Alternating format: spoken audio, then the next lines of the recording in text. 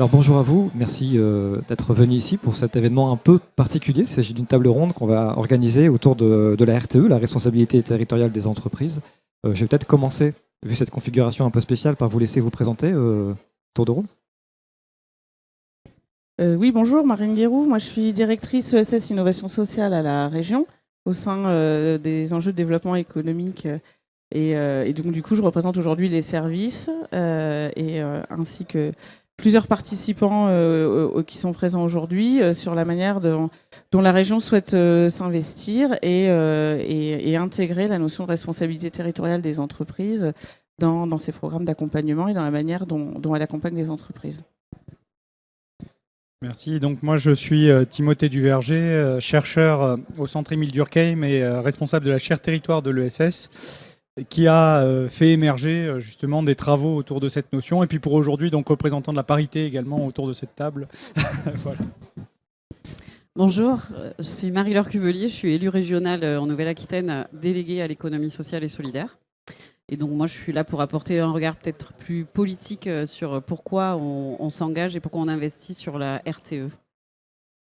Bonjour à toutes et à tous. Je suis Marilyn Philippi, je suis professeure d'économie à Bordeaux Sciences Agro, Nouvelle-Aquitaine, et chercheuse associée INRAE à AgroParisTech. Et je travaillais sur la notion de responsabilité territoriale des entreprises au sein de la chaire Terre ESS de Sciences Po Bordeaux avec un collectif en fait qu'on a monté de chercheurs pour creuser cette notion, se dire est-ce que c'est une vraie notion ou bien est-ce que c'est quelque chose qui peut être dans l'air du temps et passer. Et puis on a également travaillé avec les acteurs et ça nous a conduit en fait à deux produits différents. D'abord un livre par le collectif de chercheurs où on a défini ce qu'était cette notion et lancé des pistes de travail.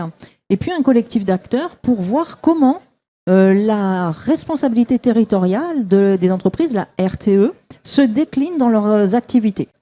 Alors, concernant la notion de RTE, en fait, on est arrivé à un consensus autour d'un entreprendre en responsabilité et en collectif pour le bien commun.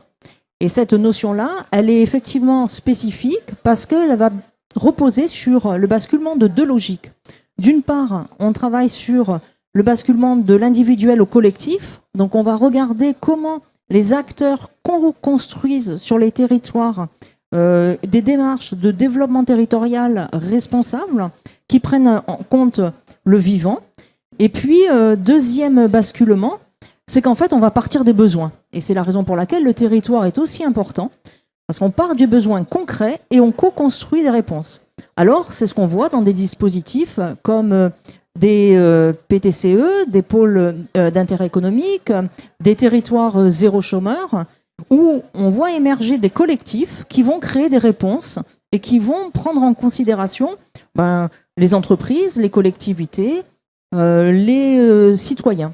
Et ce qui a été intéressant, et le dernier ouvrage qu'on vient de sortir à la demande de la région Nouvelle-Aquitaine pour agir en responsabilité, c'est finalement montrer comment concrètement les acteurs sur un territoire se mettent en processus, en interaction, pour créer de la valeur, pour la partager et pour avoir du bien commun, pour refaire société. Et ça nous a d'ailleurs amené à déposer un programme de recherche sur lequel je pourrais revenir, où justement on travaille avec un certain nombre de collectifs pour faire émerger une caractérisation et une spécification de ces dispositifs-là.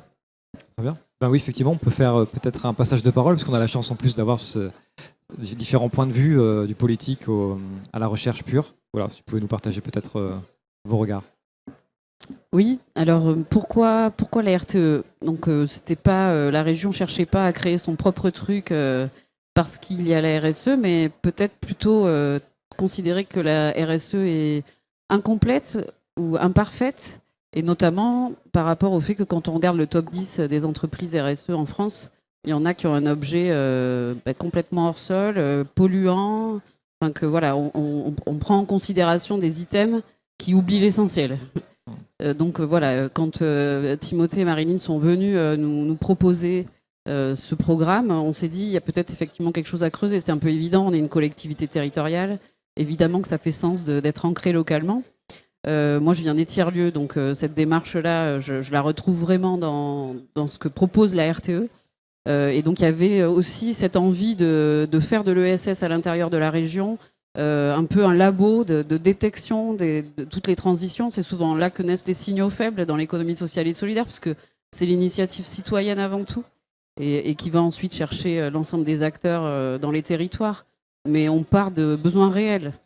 Donc forcément, c'est conscient, c'est utile. Enfin, voilà. Techniquement pas hors sol, justement. Exactement. C'est tout à fait le contraire de l'entreprise hors sol. Et donc, quelque part, cette démarche, c'est aussi pour nous, alors avec le service recherche, évidemment, de la région qui vient financer le programme, mais c'est un moyen de montrer qu'on a la capacité, comme ça, à détecter des choses et peut-être à irriguer aussi l'économie conventionnelle, en tout cas à l'inviter à se questionner. À travers notre feuille de route Néoterra, on va mettre en place un Néoterra Score qui va obliger les entreprises à se questionner quand elles vont demander des soutiens à la région sur leurs pratiques, justement. Et donc là-dedans, on essaye d'insuffler cette responsabilité territoriale qui est cruciale et qui s'inscrit complètement dans l'air du temps et dans le sens de l'histoire aussi par rapport aux entreprises aujourd'hui. Est-ce qu'on peut donner un autre point de vue, effectivement, sur cette... Je ne sais pas si tu veux compléter. Après, ça a été très bien dit. Ce sujet, on a commencé à l'investir lors de la conférence régionale de l'ESS en décembre passé. On l'approfondit aujourd'hui avec effectivement l'enjeu de faire travailler l'économie sociale et solidaire, mais avec l'ensemble des acteurs économiques, socio-économiques d'un territoire. Et cet objet de RTE, il est vraiment intéressant dans ce qu'il peut amener en termes de capacité à développer de l'animation, de la coopération territoriale, de l'ingénierie dédiée. Et effectivement, à travers le groupe de travail qui est décloisonné au sein des services du pôle d'Eveco de la région, on a tous ces enjeux de transition qui sont bien identifiés, mais le volet territorial et coopération territoriale est assez mal investi. Donc c'est un enjeu de transversalité très fort, en tout cas pour nous, dans nos politiques de soutien aux entreprises.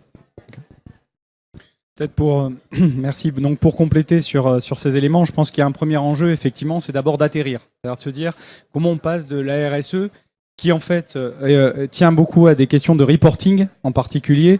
Donc c'est remplir des tableaux. Hein. Donc est-ce que en fait la RSE c'est juste de faire du tableau Excel ou est-ce que c'est de mener des actions, hein. Et voilà. L'espace concret sur lequel on peut mener des actions, c'est le territoire. Donc ça c'est déjà un premier point, c'est comment on fait atterrir au fond l'idée de la RSE. Voilà, c'est un petit peu ça, c'est un premier point. Le deuxième point, c'est comment on fait en sorte effectivement de passer à une logique collective, à une logique multi-acteurs et désectorisée. Et là, pour désectoriser les politiques publiques qui ont toutes été construites en fait de manière sectorielle, on fait des secteurs de politique publique. Donc vous avez la politique culturelle, la politique éco, la politique sportive, la politique de l'environnement. Et puis alors à l'intérieur de chacune d'elles, vous avez encore des sous-secteurs. Bon, il y a un moment donné, le seul moyen en fait d'introduire la transversalité, c'est de le faire au niveau du territoire. Voilà. Et donc ça nous amène au troisième point, c'est-à-dire comment on passe d'une économie du profit à une économie des besoins. Donc ce qui a été dit effectivement. Et là, il y a une bascule très importante évidemment à faire là-dessus. Et ça suppose, dernier point, de faire effectivement des coalitions d'acteurs. C'est-à-dire des coalitions au sens où il faut que, évidemment, l'ESS a un rôle particulier là-dedans, parce que c'est l'ESS qui, au fond, est à la fois l'aiguillon de cette démarche, est à la fois le cadre d'action qui peut se mettre en œuvre. Je prends le cas, d'ailleurs, très investi par un des vice-présidents de la région à La Rochelle. Ils veulent mettre en place un territoire, la neutralité carbone à La Rochelle. Qu'est-ce qu'ils font ? La première chose qu'ils font, c'est qu'ils créent une coopérative, la coopérative carbone, pour porter ça. C'est-à-dire qu'en fait, c'est une coopérative dans laquelle il y a le port, etc., qui va porter cette démarche-là. Et ça, c'est très important. C'est-à-dire que ça veut dire que c'est l'ESS qui fournit le cadre d'action, le cadre de dialogue aussi entre les collectivités publiques, les entreprises privées et l'ensemble des parties prenantes du territoire. Je pourrais citer d'autres exemples. Dans le livret, il y en a. Avec les châteaux. Vous avez le cas, un projet qui s'appelle Vivance, un tiers-lieu dans le Libournais, parce qu'on parlait des tiers-lieux, qui va chercher les châteaux, les grands châteaux, pour financer des projets d'innovation sociale. Voilà, pour le territoire. territoire, pour répondre aux besoins du territoire. Voilà, donc c'est ça en fait la responsabilité territoriale des entreprises, pour conclure, c'est que c'est véritablement comment on met en mouvement au fond le territoire autour de la réponse à ses propres besoins, mais par lui-même. Et ça c'est très important, c'est-à-dire qu'effectivement on ne va pas chercher les ressources à l'extérieur, on se base d'abord sur les ressources internes de ce territoire. On est sur du développement endogène, une forme de relocalisation économique, une forme de souveraineté du territoire qui me semble très importante vis-à-vis des crises que l'on est en train de traverser. Merci beaucoup pour ce constat, cet état des lieux. Est-ce que vous voulez peut-être pour ajouter Oui, pour compléter, moi j'aimerais dire que ce qui nous a plu et séduit dans la démarche, c'est aussi le côté concret, c'est-à-dire d'aller chercher des terrains de jeu, des entreprises, des projets. Donc là-dessus, la politique ESS régionale, elle travaille beaucoup autour du travail, du rapport au travail. Je pense à Territoire Zéro Chômeur, qui sont déjà des initiatives intéressantes qui font leurs preuves de plus en plus. Je crois qu'on va être à 11 Territoires Zéro Chômeur en Nouvelle-Aquitaine. On aimerait aller plus loin. On parle de garantie d'emploi territorialisée. Timothée connaît bien le sujet, donc ça aussi, on aimerait bien expérimenter. Et donc voilà, ce côté recherche-action où on va vraiment au cœur des entreprises analyser, les aider aussi à se poser les bonnes questions, à savoir, parce que déjà sur la RSE, il y en a qui se demandent un petit peu par quel bout prendre les choses. Là, voilà, ça va permettre d'accompagner et nous, de valoriser aussi des entreprises qui ont des conduites hyper vertueuses. Je pense à Copébat qu'on a vu hier en témoignage. Donc Copébat, c'est une coopérative d'activité et d'emploi pour les entrepreneurs du bâtiment. Eux, à la demande d'une collectivité locale, ils ont racheté une scierie en Dordogne pour la sauver déjà, et puis qui est devenue un outil pour leurs entrepreneurs du bâtiment. Donc on voit la démarche complètement vertueuse où c'est pas je suis seul dans mon coin, j'essaye de faire du blé. Non, on se dit où est-ce que j'habite, qu'est-ce qu'on fait là et qu'est-ce que je peux apporter au territoire. Alors ça coche toutes les cases. Très bien. Merci. Est-ce que le tour de table est... On pourrait parler très longtemps. Hein. Je pense que voilà. J'imagine. À la fois, on est au forum de l'économie sociale et solidaire. Moi, il me semble que ce qui est intéressant, c'est effectivement la capacité de décloisonner et de répondre aux besoins. Et ça, c'est très intéressant parce que finalement, on est en train de construire une économie plus résiliente, plus sociale, plus juste aussi. Et ça, c'est avec la crise dans nos sociétés de la démocratie, je pense que c'est très très important. Après, ça souligne aussi le besoin d'associer l'économie conventionnelle et d'engager aussi des acteurs pour déployer ces nouvelles solutions.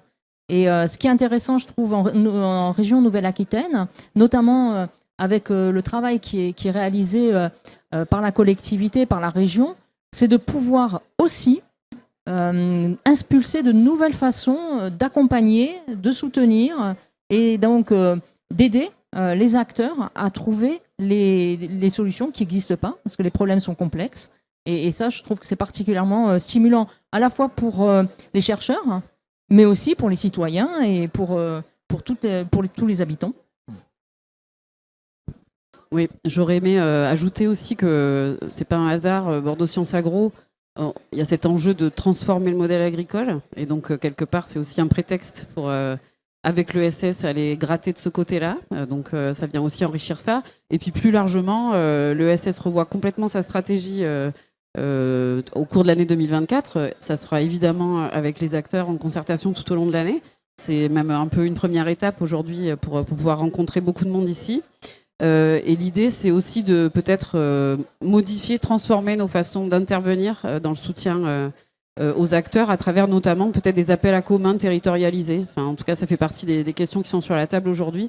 Plutôt que de mettre en concurrence avec des appels à projets sans arrêt qui mettent en tension, et alors que bon, on est plutôt dans des démarches non concurrentielles dans l'ESS, et c'est ce qui fait notre valeur aussi. Donc voilà, on va re-questionner tout ça tout au long de l'année, et je pense que ce programme-là va venir nous aider à interroger nos pratiques et nos façons de faire pour essayer de faire mieux, tout simplement. Merci pour tous ces compléments. On va conclure ici pour cette table ronde filmée, mais évidemment, voilà, on va pouvoir la faire perdurer autrement. Oui, on peut. Ouais, très bien, pas de souci. Ouais, et bien pour tout ce qui est échange, du coup, maintenant, on va juste vous faire vous déplacer vers le fond. Normalement, la salle va être disponible. Je suis désolé pour ce changement, c'est la configuration matérielle qui l'impose. Voilà. Mais bon. On s'adapte. Et il y a ce petit livrable, du coup, je sais pas si on le voit à l'écran, du coup, voilà, qui est téléchargeable. Voilà. Exactement. Qui permet effectivement à tous celles et ceux là qui nous regardent de pouvoir aller plus loin, s'informer. Agir pour la responsabilité territoriale des entreprises. Très bien. Merci beaucoup.